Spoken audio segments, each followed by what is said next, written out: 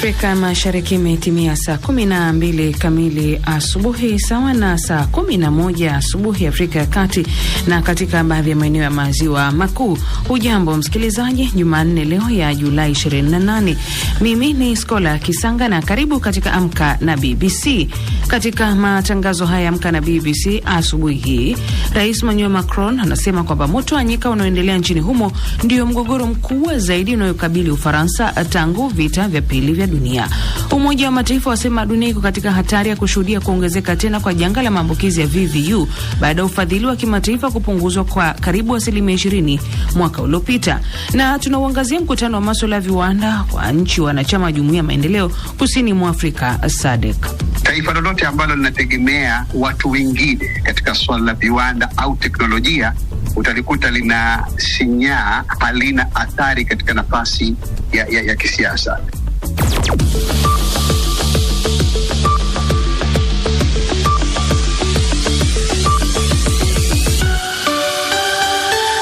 Tutaziangazia taarifa hizi kwa kina zaidi muda mfupi ujao baada ya mwenzangu Nasteha Mohamed kukusomea muktasari wa habari za ulimwengu. Nasteha, karibu. Shukran Skola. Rais wa Ufaransa Emmanuel Macron ameahidi kutumia kila rasilimali iliyopo kupambana na moto mkubwa wa nyika unaokumba nchi yake, akisema janga hilo ni mbaya zaidi kuwahi kuikumba Ufaransa tangu vita vya pili vya dunia. Akitembelea eneo lililoathirika zaidi karibu na Bordeaux, aliwashukuru wazima moto na wengine waliohusika katika shughuli ya kuzima moto huo mkubwa. Sans doute demain sera plus compliqué qu'aujourd'hui. Bila shaka, kesho itakuwa ngumu zaidi kuliko leo. Tutashinda hizi vita pamoja. Tutatenga na kutumia kila rasilimali inayowezekana na kufanya mabadiliko kama inavyohitajika ili kubuni mbinu mpya pamoja nanyi ili kushinda vita hivyo. Kipaumbele bila shaka ni kuokoa maisha. Kwa hivyo tunapohitaji kuhamisha watu ili kuokoa maisha, tunawahamisha. Wazima moto nchini Uhispania wamekuwa wakipambana kudhibiti baadhi ya moto mbaya zaidi wa nyika katika historia ya hivi karibuni ya nchi hiyo, huku kukiwa na onyo la wimbi kubwa la joto linaloongezeka ambalo linaweza kuzorotesha zaidi hali hiyo. Viwango vya joto katika baadhi ya maeneo ya nchi hiyo vinatarajiwa kuwa ya juu zaidi.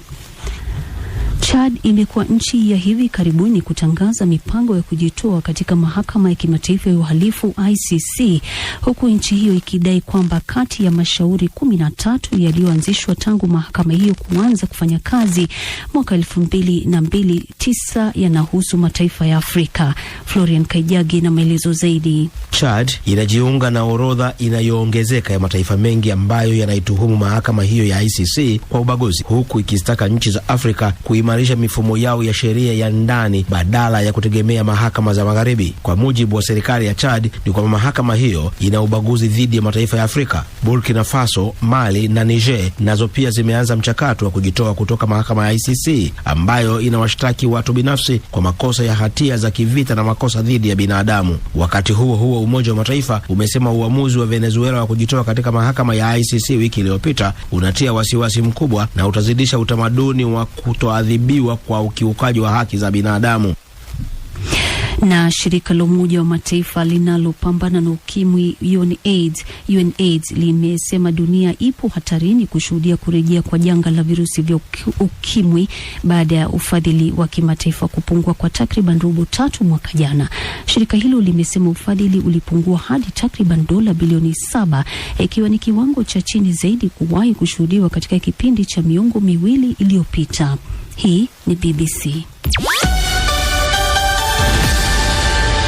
Kutoka studio zetu Nairobi nchini Kenya, mwenzangu huyo Nasteha Mohamed, msikilizaji, amekusomea muktasari wa habari za ulimwengu. Haya ni matangazo ya Amka na BBC na hapa ni idhaa ya Kiswahili ya BBC, na unaweza kutusikiliza kupitia redio wa shirika mbalimbali.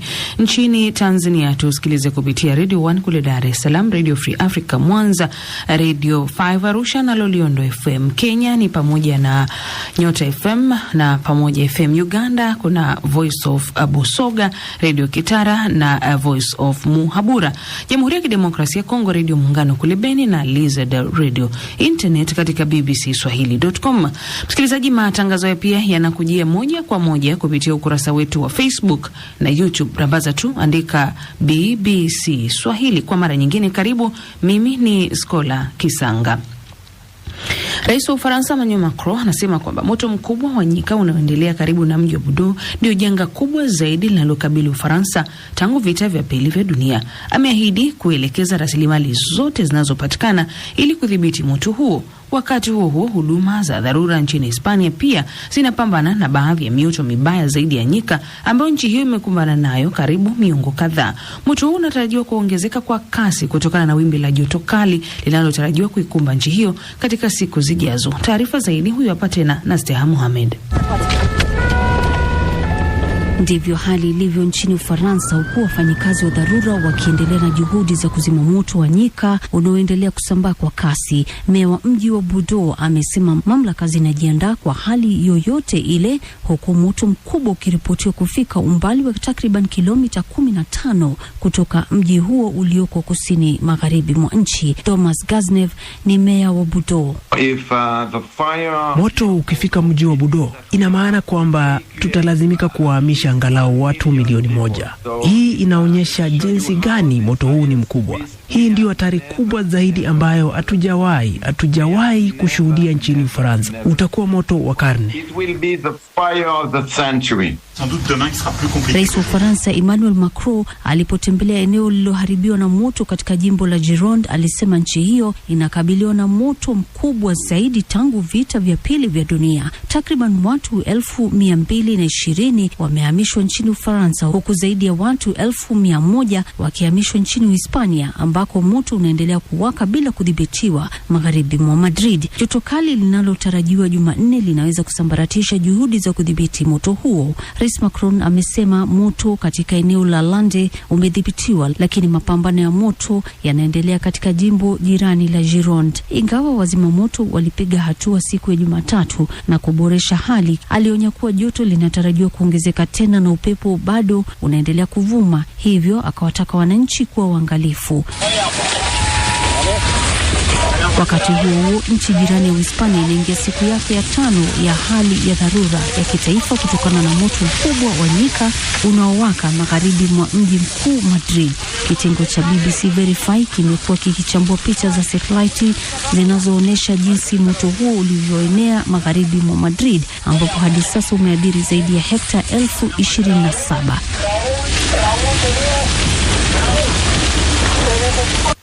Taarifa yake na Steha Mohamed. Shirika la Umoja wa Mataifa linalopambana na ukimwi limesema dunia iko katika hatari ya kushuhudia kuongezeka tena kwa janga la maambukizi ya VVU baada ya ufadhili wa kimataifa kupunguzwa kwa karibu 20% mwaka uliopita. Katika ripoti iliyotolewa kuadhimisha ufunguzi wa mkutano wa kimataifa ukimwi kwa Brazil, UNAIDS ilisema ufadhili ulishuka hadi takriban dola bilioni 7 za Marekani, kiwango cha chini zaidi katika karibu miongo miwili. Winfred Byanyima ambaye ni mkurugenzi mtendaji wa UNAIDS huyu hapa anasema, It is a report that tells two stories.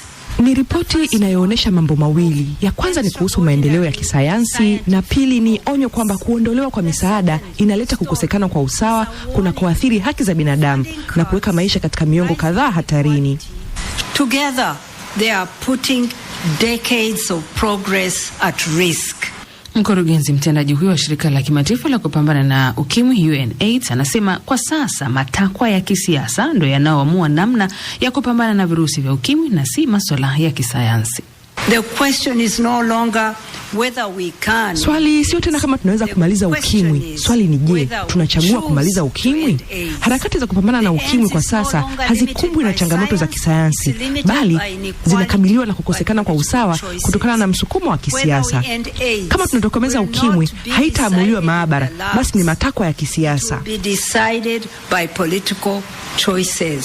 Na mkurugenzi mtendaji huyo wa shirika la kupambana na ukimwi la kimataifa UNAIDS. Lakini Washington ilikuwa ikichangia takriban robo tatu ya ufadhili wa kimataifa wa mapambano dhidi ya VVU kabla ya Rais Donald Trump kurejea tena madarakani mnamo Januari mwaka 2025.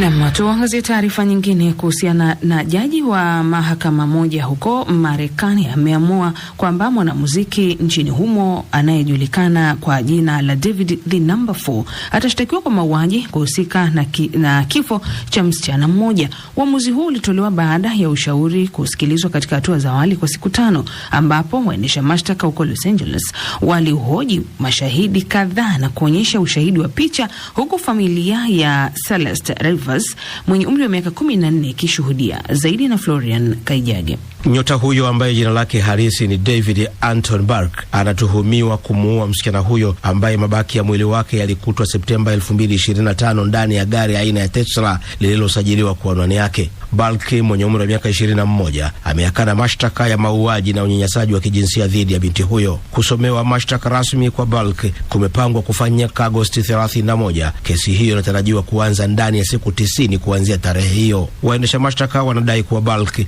alimchoma kisu msichana huyo na kisha kukata mwili wake vipande vipande baada ya miaka kadhaa ya madai ya unyanyasaji wa kijinsia. Wanadai alimuua kwa sababu msichana huyo alitishia kufichua uhusiano wake na mtu aliye chini ya umri wa utu uzima na kuharibu taaluma yake ya muziki yenye thamani ya mamilioni ya dola. Ushahidi uliowasilishwa mahakamani jana Jumatatu ulionyesha vitisho ambavyo Hernandez alimtumia Burke Aprili 22, 2025 kutokana na mabishano kuhusu urafiki wake na msichana mwingine. Na hapa kwa Mungu nitakuua, ujumbe mmoja wenye lugha chafu ulisema, ukifuatiwa na tishio la kumnyonga na kumwambia baba yake uongo kumuhusu. Nitaharibu taaluma yako na maisha yako, nitaharibu kila kitu, ujumbe mmoja ulisema. Siku iliyofuata Hernandez alikwenda nyumbani kwa Burke huko Hollywood kwa kutumia gari la Uber ambalo Burke alilituma kumchukua. Waendesha mashtaka walidai kuwa Burke alimchoma kisu mara tu alipowasili. Wakati wa kuhojiwa katika kikao cha mahakama jana Jumatatu, mpelelezi Cole Farrell wa idara ya polisi ya Los Angeles aliambia mahakama kuwa msichana huyo alikuwa amempa mshtakiwa taarifa zisizo sahihi kuhusu umri wake, kwamba ana umri wa miaka 16 na 18 kwa nyakati tofauti. Mawakili wa utetezi wa Burke walidai kuwa hakukuwa na ushahidi wa kutosha kuthibitisha kuwa alitenda uhalifu huo. Naam, shukran. Na bado tuko hapa studioni na Florian Kaijage. Sasa tuenze tu viwanjani. Sana Skola Kisanga. Fainali za mataifa ya Afrika kwa wanawake huko Morocco. Wawakilishi wa Afrika Mashariki Tanzania, Twiga Stars maarufu, wameanza vema mashindano kwa kuwachapa Afrika Kusini magoli 2-1, licha Afrika Kusini kutawala mchezo kwa kipindi kirefu. Hadi mapumziko timu hizo zilikuwa sare ya goli 1-1. Afrika Kusini ilisawazisha dakika 45 baada ya Tanzania kuongoza dakika 37 ya mchezo. Tanzania ilijipatia goli la ushindi zikibakia dakika 3 tu pambano kumalizika. Katika mchezo mwingine wa usiku wa kuamkia hii leo, Ivory Coast imewanyoa bila maji majirani zao wa kaskazini Burkina Faso kwa kichapo cha magoli 4-1. Leo kuna michezo miwili ya kundi C. Zambia na Misri watakipiga saa 2 usiku, kisha mabingwa watetezi Nigeria watoane jasho na Malawi. Nigeria imetoa ubingwa huo mara 10 na kuwa timu yenye mafanikio zaidi ya soka la wanawake Afrika. Kombe la Kagame huko Rwanda, Gor Mahia ya Kenya imekubali kichapo cha goli 1-0 mbele ya Vipers ya Uganda, huku APR wakiwanyuka Guard Republicain ya Djibouti 3-1. Mashindano hayo ya ngazi ya klabu yanaendelea hii leo. Mogadishu City ya Somalia itaikabili Singida Black Stars ya Tanzania saa 10 kabla ya Simba ya Tanzania haijaonyeshana kazi na Jamus ya Sudani Kusini. Katika tennis, Novak Djokovic na Aryna Sabalenka wanatarajiwa kucheza pamoja katika mashindano yajayo ya michuano ya wachezaji wawili mchanganyiko mwanaume na mwanamke ya US Open. Mashindano ambayo yalifanywa marekebisho yenye utata mwaka jana ili kujumuisha jozi ya mastaa wakubwa. Djokovic kutoka Serbia mwenye umri wa miaka 39 na Sabalenka raia wa Belarus